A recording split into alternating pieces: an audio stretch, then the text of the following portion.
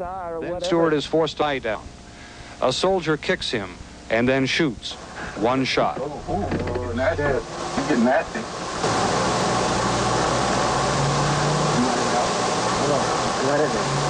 You want to get out? No. Let him see the picture. Or the camera. Let him see the picture. Or the camera. Killed him. The Nicaraguan interpreter was also killed. The technician, cameraman, and driver were allowed to return to their hotel with Stewart's body. Stewart had been holding a white flag and a Nicaraguan official news identification.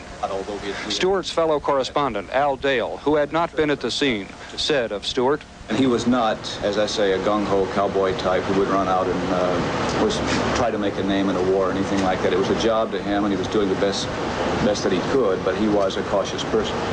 The murder, the execution of ABC's Bill Stewart, follows a period of intense anti-American propaganda broadcast on the state-owned radio station. This morning, as I visited the Managua Red Cross, people for the first time since I have been here came up to me to say they blamed the United States for President Somoza's problems with the left-wing Sandinistas. Last night, Nicaraguan radio said the foreign press is in league with the Sandinista communists. President Anastasio Somoza, who is also the commander of the National Guard here, recently claimed U.S. reporters were biased against him. But it is not known if anti-journalist feeling led to Stewart's death. News of Bill Stewart's murder has shocked the international group of reporters here in Managua, and ABC News has called for an investigation by President Somoza to find the uniformed killer. Sandy Gilmore, NBC News, Managua. In Washington, the State Department had a statement about Stewart's murder and about the need to try somehow to restore order in Nicaragua. A report from our diplomatic correspondent, Richard Valeriani. 3 top-ranking Nicaraguan officials were at the State Department this afternoon to discuss the deteriorating situation in their country. They heard American officials express shock at the cold-blooded killing of the ABC correspondent and his interpreter.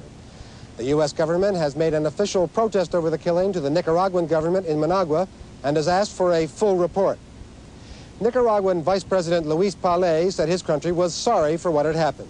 Well, we were informed about that, and the minister expressed his very sorrow about this very unhappy accident or terrible thing that happened. We don't know exactly how it did, and that we are pretty sure that according to our laws, everything will be taken care of.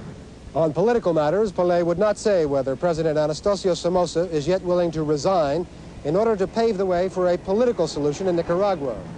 But tomorrow, the United States will, in effect, ask Somoza to resign when Secretary of State Vance speaks to a meeting of the foreign ministers of the Organization of American States. Vance will ask the OAS to set up a transitional group in Nicaragua, including all political factions, to preside over the change there to democratic rule. Richard Valeriani, NBC News, at the State Department. A man already convicted of bombing a house and out free on bail hijacked an American Airlines plane flying 137 people from New York to Chicago. The plane landed safely in Chicago. The hijacker, saying he had explosives, allowed nobody to come aboard. After about 4.5 hours, the passengers and half of the crew were allowed to leave.